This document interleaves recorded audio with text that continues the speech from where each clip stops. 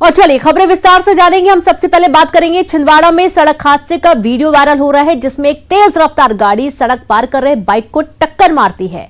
तस्वीरों में आप साफ तौर पर देख सकते हैं कि किस तरह तेज रफ्तार गाड़ी बाइक को टक्कर मारी है। घटना की 6 फरवरी बताई जा रही है। 6 फरवरी की यह पूरी घटना है। टक्कर इतनी जबरदस्ती थी कि बाइक सवार गंभीर रूप से घायल हो गया, जिसकी इलाज के दौरान मौत हो गई। पुलिस ने आरोपी ड्राइवर को गिरफ्तार कर लिया है। देखिए तस्वीरें, जहां पर तेज रफ्तार गाड़ी जा रही है, सामने से बाइक सवार भी निकल रहा है और जोरदार टक्कर लगती है। टक्कर इतनी तेज होती है कि बाइक सवार को हॉस्पिटल ले जाते उसकी मौत हो जाती है। हालांकि पुलिस ने इस पर कार्रवाई करते हुए जो आरोपी ड्राइवर है उसे गिरफ्तार कर लिया है। ये पूरी घटना वहां लगे सीसीटीवी कैमरे में कैद हो गई है। छिंदवाड़ा से आपको बड़ी खबर, कहते हैं कि गाड़ी तमाम जो गाइडलाइंस हो उसके अंतर्गत यदि चलाई जाए तो कुछ हद तक हादसों से बचा जा सकता है। वीडियो सामने आया है एक्सीडेंट का। के समय में ध्यान नहीं देने से क्रॉस करते समय अचानक पीछे से ओमती वैन आई और वो पीछे से उनको डैश मारते हुए आगे तक ले गई। चूंकि आगे लगभग 10-15 मीटर वो घिसटते भी चले गए हैं। बाद में फिर उनको उपचार हेतु लाते समय छिंदवाड़ा में उनकी मृत्यु हुई। ये पाया गया कि ये उसमें वैन के चालक के विरुद्ध अपराध कायम कर लिया गया है 304 का 304A का। और उसमें प्रयास ये किए जाएंगे कि ऐसे स्थानों पर या विशेषकर गांव जैसे क्षेत्रों पे ऐसे सिर्फ और सिर्फ यातायात नियमों की अनदेखी करने से इस तरह के एक्सीडेंट्स हो रहे हैं। और ज्यादा जानकारी के साथ संवाददाता आशीष जैन जुड़ गया। आशीष, यातायात नियमों का पालन से भी कहीं ज्यादा जरूरी ये भी है कि यातायात के जो सिंबल होते हैं सड़कों पर वो भी होने चाहिए। जैसा कि हम टीवी पे देख पा रहे हैं, टीवी स्क्रीन पर, कि रॉन्ग साइड से जाने की वजह से हादसा हुआ है। जी रेनू, बिल्कुल आप सही कह रहे हैं। आप देखिए कि जब भी हादसे होते हैं कहीं ना कहीं उसमें लापरवाही होती है और ये साफ लापरवाही सीसीटीवी कैमरे में कैद हुई है। गांव के मुकेश पवार थे जो अपने बहन के लिए रास्ता पार करके बहन के घर जा रहे थे। सामने किराने की दुकान से कुछ किराना लिया उन्होंने और उसको पार करने के लिए निकले थे। इतने में बहन जो है बहुत तेज रफ्तार आप देख सकते हैं कितनी तेज रफ्तार में आई। ड्राइवर को भी कुछ समझ में नहीं आया, टू व्हीलर चालक को भी समझ में नहीं आया और जिस तरह से हादसा हुआ है ले जाते अस्पताल में इलाज चला है और इलाज के दौरान मुकेश पवार की दर्दनाक मौत हो गई है। लेकिन सारे मामले को देखिए साफ समझा सकता है कि कैसे यातायात नियमों की धज्जियां उड़ाई जा रही हैं।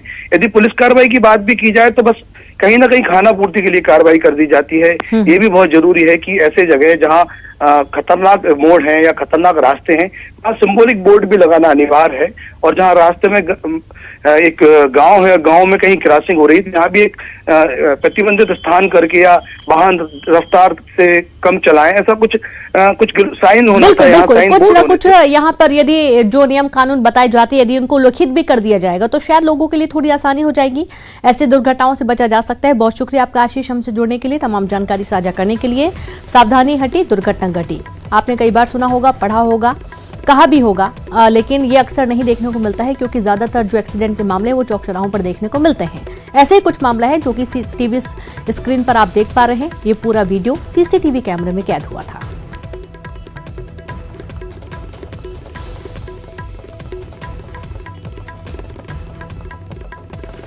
और बड़ी खबर है दंतेवाड़ा से, जहां पर नक्सलियों ने 4 वाहनों में आग लगा दी। नेरली भांसी के बीच नक्सलियों ने आगजनी की और नक्सलियों ने 4 वाहनों में आग लगा दी। जेसीबी और पोकलेन में आग लगाई गई। रेलवे के काम में वाहन लगे हुए थे। पहली बार नहीं है, कई बार हो चुका है जब विकास कार्यों में बाधा डालने के लिए, अवरोध उत्पन्न करने के लिए नक्सली इस तरीके से अपनी कायराना करतूत को अंजाम देते हैं। विकास कार्यों में लगे जो वाहन होते हैं, जो मशीनरी चीजें होती हैं, काफी महंगी भी होती हैं। इससे कहीं ना कहीं निगम प्रशासन को नुकसान भी होता है। आग लगा दी जाती वाहनों में। हालांकि कई बार तो आप ये भी देखेंगे कि जो मजदूर वहां पर काम कर रहे होते हैं उनके साथ भी मारपीट होती है, बुरी तरीके से मारपीट होती है। ऐसी ही एक कुछ तस्वीर आपको दिखाई जा रही है न्यूज़ 18 पर। सबसे पहले ये तस्वीर जहां जेसीबी और पोकलेन में आग लगा दी गई। विकास काम में लगे हुए थे, रेलवे के काम में वाहन लगे हुए थे, लेकिन जब नक्सलियों ने देखा, क्योंकि विकास की जो डगर है उन तक ना पहुंच जाए, ये डर है उनको, क्योंकि उनका जो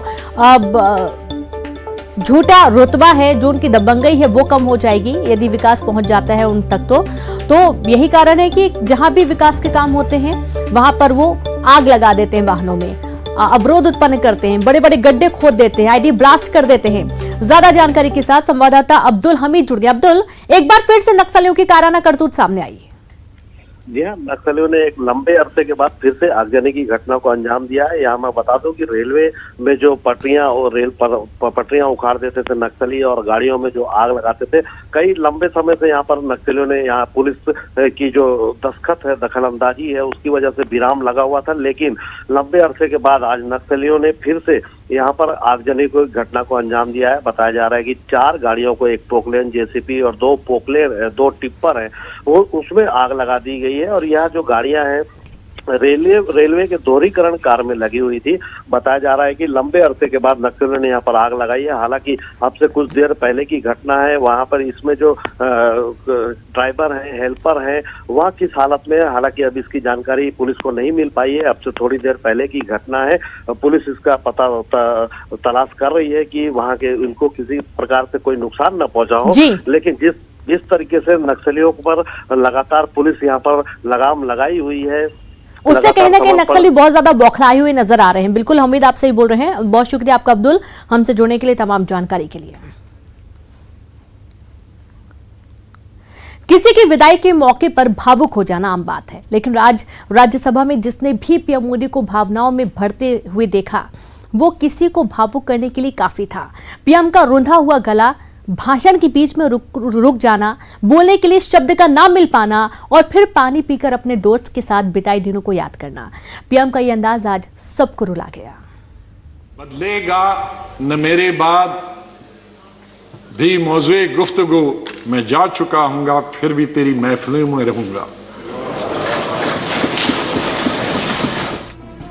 ये तस्वीरें संसद सत्र में रोज होने वाली सरकार और विपक्ष की नूरा कुश्ती से बिल्कुल उलट है। यहाँ एक दूसरे के प्रति भाव है, मित्रता का संबंध है, सदस्य का सत्कार है और अनुभव यादगार है। भी मौज़े गुफ्तगू, मैं जा चुका हूंगा फिर भी तेरी महफिलों में रहूंगा। राज्यसभा में मंगलवार का दिन बेहद भावुक क्षणों का गवाह बना। 4 सांसदों की विदाई के दौरान विपक्षी नेता गुलाम नबी आजाद के बारे में बोलते हुए पीएम मोदी भावुक हो गए। भावुक इतने कि उनका गला भर आया। उन्होंने पानी पिया और सदन से माफी मांगकर अपना संबोधन पूरा किया। पीएम मोदी ने गुलाम नबी आजाद को अपना सच्चा मित्र बताया और कहा कि वो परिवार की तरह फिक्र करते हैं। सॉरी, उस रात को एयरपोर्ट से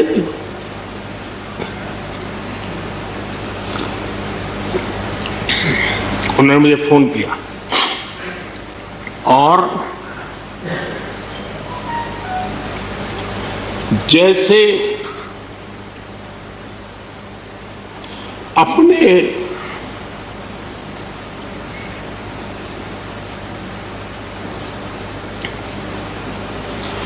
परिवार के सदस्य की चिंता करें,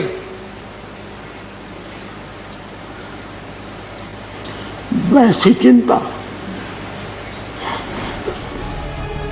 इसके अलावा पीएम मोदी ने सदन को सांसद शमशेर सिंह के साथ स्कूटर की यात्रा का वाकया सुनाया।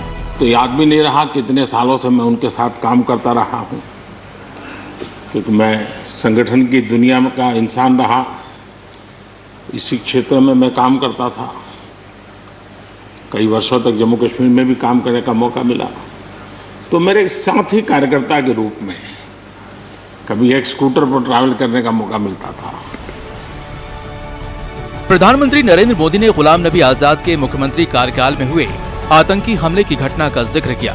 ये तस्वीरें उसी वक्त की हैं जब तत्कालीन सीएम गुलाम नबी आजाद पीड़ितों से मिलने के दौरान फूट फूट कर रोए थे। राज्यसभा में गुलाम नबी आजाद ने भी इस वाकये को याद किया और नम आंखों से कश्मीर को सामान्य करने पर जोर दिया। सरकार ने विपक्ष में और कोई हल निकालना है सब कि हमारे कश्मीर के हालात ठीक हो जाएं। माननीय प्रधानमंत्री जी, कई दफा टोका टोकी हुई और आपने कभी बुरा नहीं माना। ये एक पर्सनल टच जो होता, आदमी भावुक हो जाता है।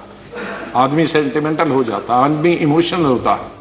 ये पहली बार नहीं कि कठोर निर्णयों के लिए मशहूर पीएम मोदी भावुक हुए हों। इससे पहले 16 जनवरी को कोरोना में जान गंवाने वाले हेल्थ वर्कर्स और कोरोना वॉरियर्स को याद करते समय पीएम बनने से पहले गुजरात विधानसभा में विदाई समारोह के दौरान, साल 2014 लोकसभा चुनाव जीतने के बाद संसद के सेंट्रल हॉल में भाषण के दौरान, पिछले साल नवंबर में संसद में संविधान पर चर्चा के दौरान, फेसबुक हेडक्वार्टर में मार्क जकरबर्ग से बातचीत में मां के सवाल पर, नोटबंदी के बाद गोवा में लोगों को संबोधित करते हुए पीएम मोदी भावुक हो चुके हैं। राज्यसभा में विदाई समारोह के दौरान पीएम मोदी के अलावा शरद पवार और अन्य सांसदों ने भी गुलाम नबी आजाद के साथ शमशेर सिंह, मीर मोहम्मद फैयाज, नादिर अहमद की जमकर तारीफ की और अनुभवों को साझा किया। Bureau report, news 18 network. केंद्रीय मंत्री पीयूष गोयल के बाद मध्य प्रदेश के मुख्यमंत्री शिवराज सिंह चौहान भी कूच से जुड़ गए हैं। सीएम ने खुद ट्वीट कर इसकी जानकारी दी। उन्होंने ट्वीट किया कि लो फ्रेंड्स, मैं अब ट्रू पर हूं। इस भारतीय माइक्रो ब्लॉगिंग प्लेटफॉर्म पर मेरे साथ जुड़ें। आइए हम कू पर अपने विचारों और विचारों का आदान प्रदान करें। बता दें कि कू एक सोशल मीडिया ऐप है जिसमें अब मुख्यमंत्री शिवराज सिंह चौहान जुड़े हैं और अब लोगों से भी जुड़ने की अपील कर रहे हैं। नए पुलिस कप्तान मिले। गुना और निवाड़ी को मिले नए एसपी। आलोक कुमार निवाड़ी के नए एसपी होंगे। राजीव कुमार मिश्रा गुना के नए एसपी बनाए गए हैं। आईजी एसपी कॉन्फ्रेंस के दौरान हटाए गए थे दोनों जिलों के एसपी। कल सीएम के आदेश पर इन्हें हटाया गया था। तो आलोक कुमार निवाड़ी के नए एसपी होंगे और राजीव कुमार मिश्र गुना के एसपी बनेंगे। बड़ी खबर आपको दे रहे हैं, जहां पर आईजी एसपी कॉन्फ्रेंस के दौरान हटाए गए थे।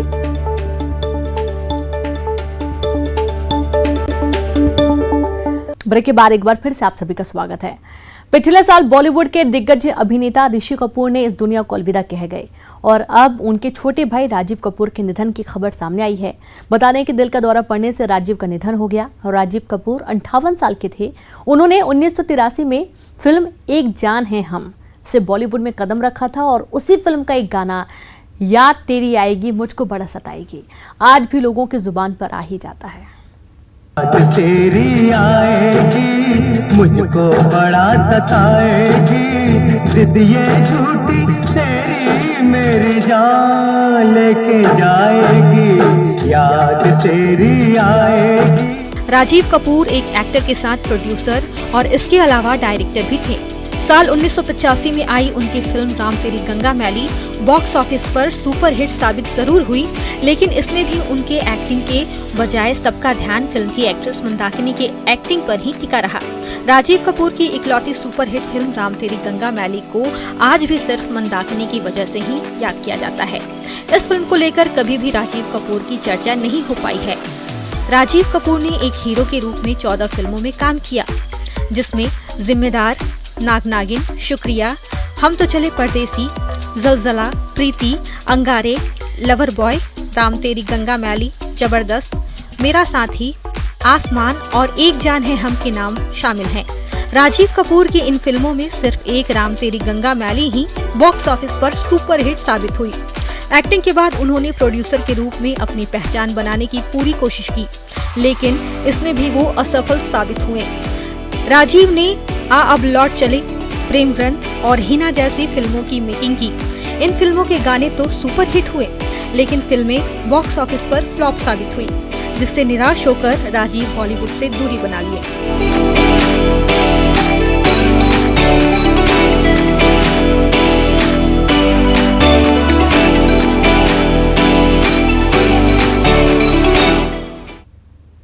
वो क्या है जो हम सभी को भारतीय होने पर गर्व महसूस करवाता है, साथ ही हमें बाकी दुनिया से भी अलग करता है। दरअसल वो है हमारी आत्मनिर्भर होने की क्षमता और हमारे अंदर आत्मसम्मान की भावना का होना। नेटवर्क 18 की पहल द्वारा आईटीसी द्वारा प्रस्तुत स्वाभिमान भारत एक ऐसा ही इनिशिएटिव है जो आपको देश भर से ऐसे भारतीयों की कहानियां दिखाएगा जो कि सरकार की मदद के बिना समस्याओं का समाधान कर रहे हैं। नवाचार और उपलब्धियों की ऐसी कहानियां, इनोवेशंस और एक्कम्प्लिज्मेंट्स की ऐसी कहानियां जो बताती हैं कि हम एक राष्ट्र के रूप में कितने सबल हैं। यह आईटी ग्रेजुएट्स द्वारा शुरू किए गए एक स्टार्टअप की कहानी है जो कि आर्टिफिशियल इंटेलिजेंस का इस्तेमाल करके नेक्स्ट जनरेशन टेक्नोलॉजी बना रहे हैं ताकि कॉल सेंटर्स को ऑटोमेट किया जा सके।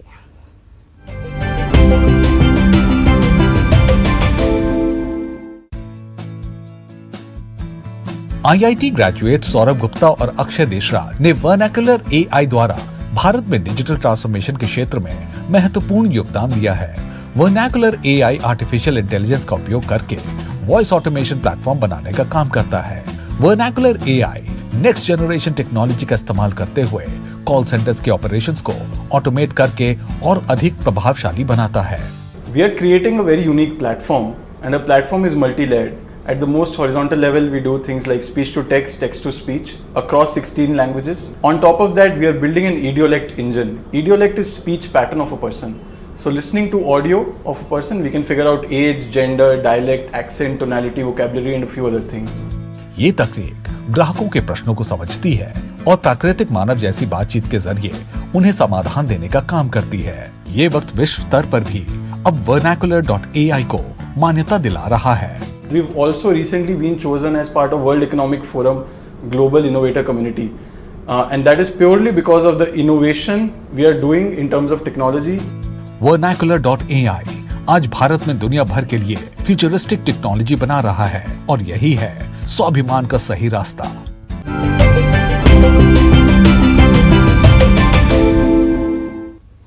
तो भारत से ऐसी सफलता की और कहानियां देखने के लिए बने रही नेटवर्क की टीम की खास पहल आईटीसी प्रेजेंस स्वाभिमान भारत के साथ। और इसी के साथ इस बुलेटिन में इतना ही। नमस्कार।